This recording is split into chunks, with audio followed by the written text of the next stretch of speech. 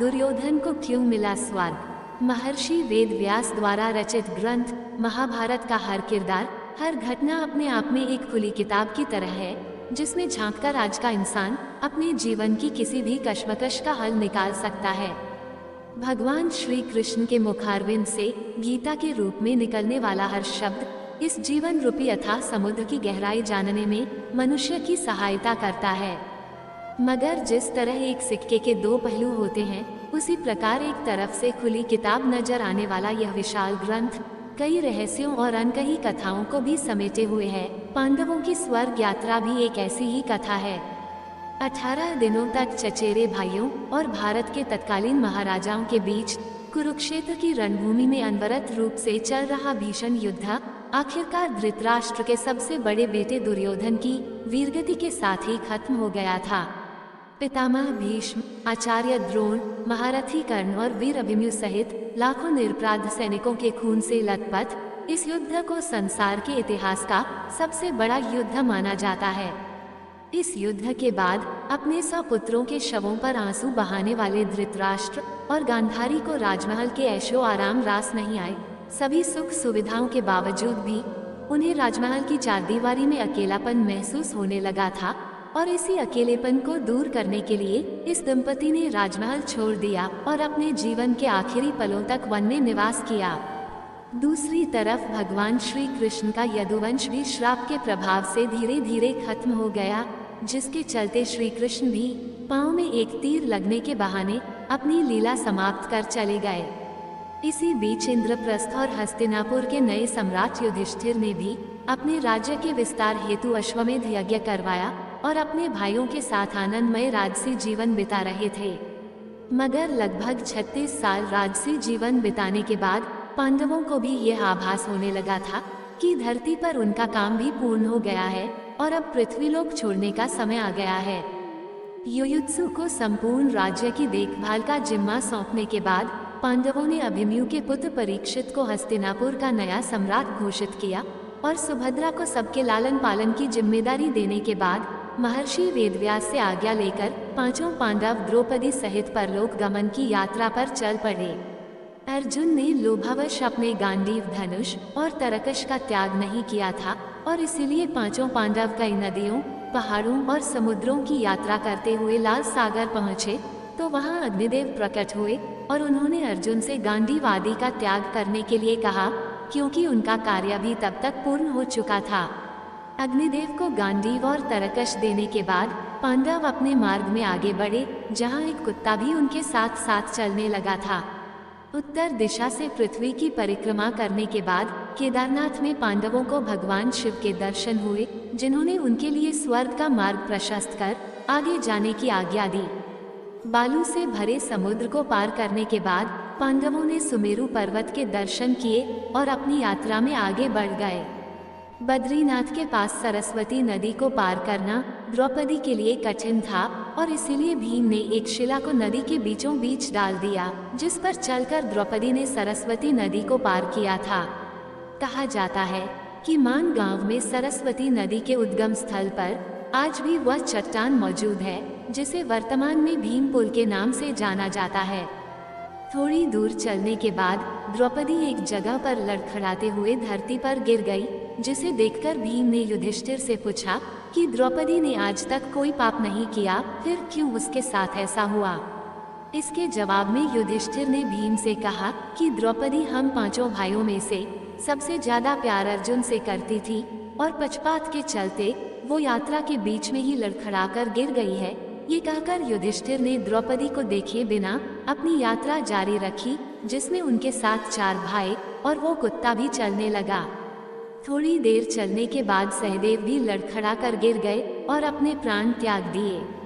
तब भीम ने युधिष्ठिर से सहदेव के पाप के बारे में पूछा तो युधिष्ठिर ने कहा कि सहदेव को अपनी विद्वत्ता पर घमंड था, जिसके चलते वो अपने बराबर किसी को नहीं समझता था। सहदेव की इस दशा का यही कारण है।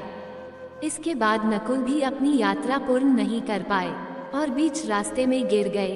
तब भीम के द्वारा इसका कारण पूछने पर युधिष्ठिर ने बताया कि नकुल को अपने रूपवान होने का अभिमान था।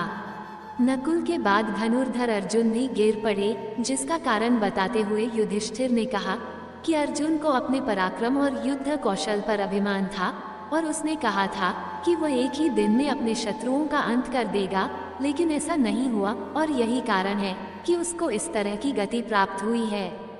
सभी भाइयों के पापों का हिसाब देते हुए युधिष्ठिर उस कुत्ते और अपने भाई भीम के साथ आगे बढ़ते जा रहे थे कि तभी एक जगह महाबली भीम भी गिर पड़े और सभी भाइयों की तरह अपनी इस गति का कारण पूछने पर युधिष्ठिर ने भीम से कहा कि तुम खाते बहुत अधिक थे और अपने बल का झूठा प्रदर्शन करते थे, यही कारण है कि तुम आज इस अवस्था को प्राप्त हुए हो। इसके बाद युधिष्ठिर अपनी यात्रा में आगे बढ़ते गए, जिसमें उनके साथ अब सिर्फ वह कुत्ता था। युधिष्ठिर थोड़ी दूर चले थे कि देवराज इंद्र अपने रथ के साथ युधिष्ठिर को स्वर्ग ले जाने के इरादे से उनके सामने प्रकट हो गए। देवराज इंद्र को अपने सामने देखकर युधिष्ठिर ने उनसे कहा कि उनके चारों भाई और द्रौपदी यात्रा के बीच में ही गिर गए थे, उन्हें भी अपने साथ ले जाने की व्यवस्था कीजिए। इसके जवाब में इंद्र ने युधिष्ठिर को बताया कि उनके भाई और द्रौपदी शरीर त्याग कर पहले ही स्वर्ग पहुंच गए हैं और अब आपको शरीर सहित स्वर्ग जाने का मौका मिला है। इसके बाद युधिष्ठिर ने इंद्र से कहा कि यह कुत्ता भी उनके साथ स्वर्ग जाएगा, लेकिन इंद्र ने इसके लिए मना कर दिया। देवराज इंद्र के बहुत समझाने पर भी जब युधिष्ठिर उस कुत्ते के बिना स्वर्ग चलने के लिए तैयार नहीं हुए, तब कुत्ते के रूप में वहां उपस्थित यमराज अपने असली रूप में प्रकट हो गए। युधिष्ठिर की शालीनता और सच्चाई को देखकर यमराज प्रसन्न हुए और उन्हें आशीर्वाद देकर अंतर्धान हो गए, जिसके बाद इंद्र और युधिष्ठिर रथ में बैठकर स्वर्ग की ओर चल पड़े। स्वर्ग पहुंचकर युधिष्ठिर ने देखा कि दुर्योधन भी अन्य देवताओं के साथ स्वर्ग में एक दिव्य सिंहासन पर बैठा हुआ है। युधिष्ठिर ने जब इंद्र से इसका कारण पूछा तो उन्होंने बताया कि दुर्योधन ने भले ही अपने जीवन में झूठ और अधर्म का साथ दिया था, लेकिन अर्जुन और भीम जैसे योद्धाओं से हिचकिचाहट के बिना अपनी हार को सामने देखते हुए भी उसने जिस बहादुरी से युद्ध किया था, उस पराक्रम और साहस की बदौलत आज उसे यह पद प्राप्त हुआ है। देवराज इंद्र की बात सुनकर युधिष्ठिर ने उनसे अपने भाइयों से मिलने की इच्छा जताते हुए कहा कि उनके भाई और द्रौपदी को जिस लोक में जगह मिली है, उन्हें भी उसी लोक में स्थान चाहिए। अपने भाइयों से बेहतर मुझे कुछ भी मंजूर नहीं है। इसके उत्तर में इंद्र ने युधिष्ठिर को एक देवदूत का अनुकरण करने को कहा, जो उन्हें उस लोक में ले जाने वाला था जहां उनके भाई और द्रौपदी मौजूद थे।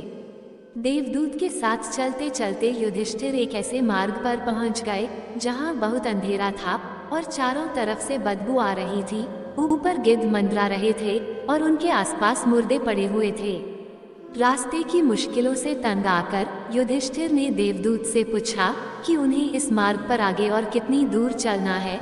इसके जवाब में देवदूत ने कहा कि दरअसल हम असपत्र नामक नरक के किसी मार्ग का भ्रमण कर रहे हैं और देवताओं ने उन्हें यह आदेश दिया था कि जब आप चलते चलते थक जाएं तो मैं आपको वापस ले जाऊं, इसलिए अगर आप थक गए हैं तो हम वापस चलें।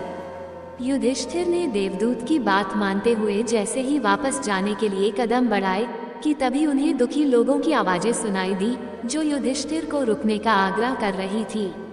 युधिष्ठिर ने जब उनका परिचय पूछा तो उन्होंने अपना नामकरण अर्जुन, नकुल, सहदेव, द्रौपदी और भीम बताया। ये सुनकर युधिष्ठिर ने देवदूत से कहा कि तुम वापस चले जाओ, मगर मैं अपने भाइयों को छोड़कर कहीं नहीं जाऊंगा। देवदूत ने यह बात स्वर्ग पहुंचकर इंद्र को बताई और कुछ समय बाद देवराज इंद्र स्वयं उस स्थान पर पहुंच गए जहां युधिष्ठिर मौजूद थे। इंद्र ने युधिष्ठिर को बताया कि कुरुक्षेत्र युद्ध के दौरान उन्होंने जिस झूठ का सहारा लेकर आचार्य द्रोण का वध किया था, उसी की बदौलत उन्हें कुछ समय नरक में बिताना पड़ा है और अब उन्हें स्वर्ग चलना है, जहां उनके भाई पहले से मौजूद हैं। इसके बाद युधिष्ठिर ने देवंदी गंगा में स्नान कर मानव शरीर का त्याग कर दिव्य रूप धारण कर लिया और उसी रूप में स्वर्ग पहुंच गए जहां अर्जुन, भीम, नकुल और सहदेव उनका इंतजार कर रहे थे। युधिष्ठिर ने देखा कि भीम वायु देवता के पास बैठे हुए हैं, कर्ण सूर्य के समान तेज धारण किए हुए बैठे हैं और नकुल सहदेव अश्विनी कुमारों के साथ विराजमान हैं। इंद्र ने युधिष्ठिर को बताया कि द्रौपदी का जन्म भगवती लक्ष्मी के अंश से हुआ था। अंत में युधिष्ठिर ने भगवान श्री कृष्ण के दर्शन किए और कुरुक्षेत्र युद्ध में वीरगति प्राप्त करने वाले हर योद्धा के बारे में उन्हें देवराज इंद्र ने विस्तार पूर्वक बताया था। दोस्तों, ये कहानी अगर आपको पसंद आई हो तो कृपया इस वीडियो को लाइक करें। धन्यवाद।